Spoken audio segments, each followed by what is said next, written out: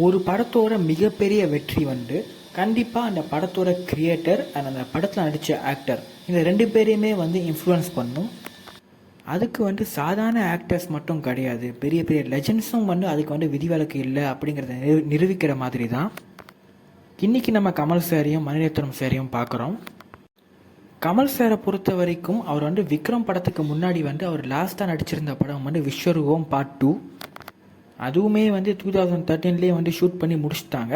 So நான் என்ன சொல்ல வரேன்னா, அந்த காலத்தில் வந்த படங்களை பொறுத்த வரைக்கும் கமல் சார் வந்து அவர் படத்தில் ஏற்கனவே ஒர்க் பண்ண ரிப்பீட்டடான ஆக்டர்ஸை வச்சு தான் அவர் வந்து ஒர்க் பண்ணிட்டு இருந்தார். ஸோ பெரிய ஸ்டார்ஸ் யாருமே வந்து அந்த படத்தில் வந்து இருக்க மாட்டாங்க. பட் விக்ரம் படத்துக்கு அப்புறமா வந்து கமல் சாரோட அந்த ஃபிலிம் சூஸிங் பேட்டர்னே வந்து இப்போ வந்து சேஞ்ச் ஆயிடுச்சு. விக்ரம் படத்தை நீங்கள் திரும்பி எடுத்து பார்த்தீங்கன்னா அந்த படம் வந்து கமல் சார் ஒருத்தர்னால தான் ஹிட் ஆச்சுன்னு நம்மளால் சொல்லவே முடியாது. அந்த படம் ஹிட் ஆனதுக்கு ஃபாட் சாரும் ஒரு காரணம், நம்ம விஜயாஸும் ஒரு காரணம், அண்ட் 10 நிமிஷம் மட்டும் வந்தாலும் தேட்டரை தெரிக்க விட்ட சூர்யாவும் ஒரு காரணம். ஸோ மல்டி ஸ்டாரோட எடுத்ததுனால தான் இந்த படம் வந்து மிகப்பெரிய ஹிட் ஆச்சு அப்படிங்கிற மாதிரி ஒரு டாக்ஸும் வந்து இருக்குது. இதை வந்து கவனித்த கமல் சார் வந்து இதுக்கப்புறம் அவர் நடிக்க போகிற படங்கள் வந்து இதே மாதிரி மல்டி ஸ்டார்ஸோடு இருக்கிற மாதிரி அவர் வந்து பார்த்துக்கிறாரு. இந்த தக் லைஃப் படமே எடுத்துக்கிட்டோம்னா இந்த தக் லைஃப் படத்தையே வந்து கமல் சாரை தாண்டி எக்கச்சக்கமான ஆக்டர்ஸ் இருக்காங்க.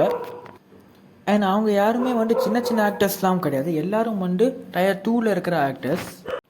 அந்த லிஸ்ட்டில் இருந்து ஜெயம் ரவியும் நம்ம துல்கரும் வந்து வெளியே போயிருக்காங்க. ஆனால் துல்கருக்கு பதிலாக தான் இப்போ வந்து எஸ்டிஆர் உள்ளே வந்திருக்காரு. எஸ்டிஆருக்கு எவ்வளோ பெரிய ஃபேன் ஃபாலோவர்ஸ் இருக்குது அப்படிங்கிறது நான் சொல்லி தான் உங்களுக்கு தெரியணும் அவசியம் இல்லை. ஸோ அவரே வந்து இந்த படத்துக்குள்ளே வந்திருக்காரு. அண்ட் நம்ம ஜெயம் ரவி நடித்த ரோலில் வந்து அசோக் செல்வன் தான் நடிக்க போகிறாரு அப்படிங்கிற மாதிரி ஒரு டாக்ஸும் வந்து போயிட்டுருக்கு. இது இல்லாமல் ஹீரோயின்ஸ்லன்னு பார்த்தோம்னா நம்ம த்ரிஷா, ஐஸ்வர்யா லட்சுமி, நம்ம கமல் சாரோட விரும்மாண்டி படத்தில் நடித்த அபிராமி, அண்ட் சப்போர்ட்டிங் ரோல்ஸில் பார்த்தோம்னா வையாபுரி, நாசர், அண்ட் மலையாளத்தில் ஜூஜு ஜார்ஜ். இந்த மாதிரி ஒரு மிகப்பெரிய பட்டாளமே இந்த படத்தில் நடிக்குது. சொல்லப்போனால் விக்ரமை விட இந்த படம் வந்து டபுள் மடங்கு மல்டி ஸ்டாரோட ரெடியாலிட்டி வருது.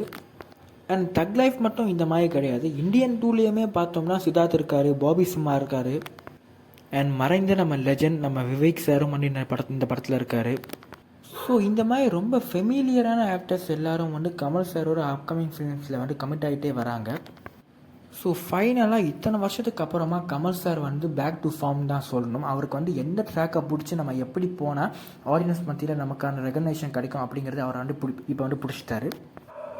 இத்தனை வருஷமாக என்ன தான் வந்து நம்ம தமிழ் சினிமாவே தூக்கி நிறுத்துகிற அளவுக்கு மிகப்பெரிய படைப்புகளை கொடுத்துருந்தாலும் 90ஸ்க்கு அப்புறமா வந்து அவருக்கு கிடைக்க வேண்டிய ரெகக்னேஷன் வந்து சரியாக கிடைக்கலையோ அப்படிங்கிற மாதிரி நம்ம எல்லாருக்குமே ஒரு ஃபீல் இருக்குது.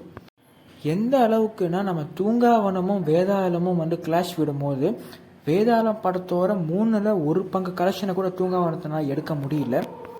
இத்தனைக்கும் அது வந்து வேறு லெவலான படம். ஆனால் அந்த டைமில் தூங்காவனத்துக்கு சுத்தமாக எக்ஸ்பெக்டேஷனே இல்லை அப்படிங்கிறது தான் உண்மை.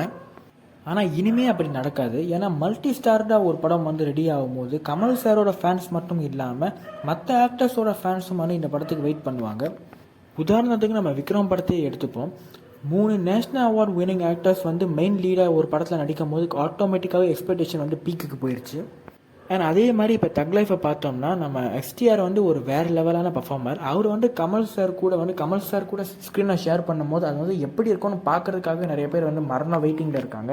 அதில் நானும் ஒருத்தன். இன்னொரு பக்கம் மணி சாரை பார்த்தோம்னா அவர் வந்து இப்போ தான் வந்து லோகேஷ், நெல்சன் இந்த மாதிரியான டேரக்டர்ஸ் எல்லாம் வந்து மல்டி ஸ்டார் படம்லாம் வந்து எடுக்கிறாங்க.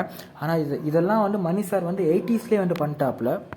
ஸோ மல்டி ஸ்டாரட் மூவியை ஹேண்டில் பண்ணுறது அவருக்கு ஒன்றும் புதுசு கிடையாது. அது வந்து பொன்னியின் செல்வனில் தான் வந்து லைட்டாக வந்து ஒர்க் அவுட் ஆகாமல் போச்சு அப்படிங்கிற மாதிரி எனக்கு ஒரு தாட் இருக்குது. கதை வந்து வேறு லெவலான கதை தான், காஸ்டிங்கும் வந்து சூப்பராக இருந்துச்சு. ஆனால் அது எடுத்த விதம் வந்து எனக்கு வந்து அந்தளவுக்கு வந்து சாட்டிஸ்ஃபையாக இல்லை. ஆனால் இந்த டைம் மிஸ்ஸே ஆகாது அப்படிங்கிற மாதிரி தான் வந்து இந்த தக் லைஃப் படத்துன்னு வர ஒவ்வொரு அப்டேட்டும் வந்து இருக்குது. இந்த மாதிரி பெரிய ஆக்டர்ஸ் வந்து மல்டி ஸ்டாரர் மூவிஸில் நடிக்கிறத பற்றி உங்களோட ஒப்பீனியனை மறக்காமல் கமெண்ட்டில் போட்டுருங்க. அது வந்து சினிமா துறைக்கு எந்த அளவுக்கு ஆரோக்கியமான ஒரு விஷயம் நீங்கள் நினைக்கிறீங்க அதை வந்து மறக்காமல் கமெண்ட்டில் போட்டுருங்க. கமல் சார் மாதிரி வேறு எந்த ஆக்டர் வந்து இந்த மாதிரி மல்டி ஸ்டாரர் மூவியில் நடித்தா நல்லாயிருக்கும் நீங்கள் நினைக்கிறீங்களோ அதையும் மறக்காமல் கமெண்ட்டில் போட்டுருங்க. கைஸ், தேங்க்ஸ் ஃபார் வாட்சிங்.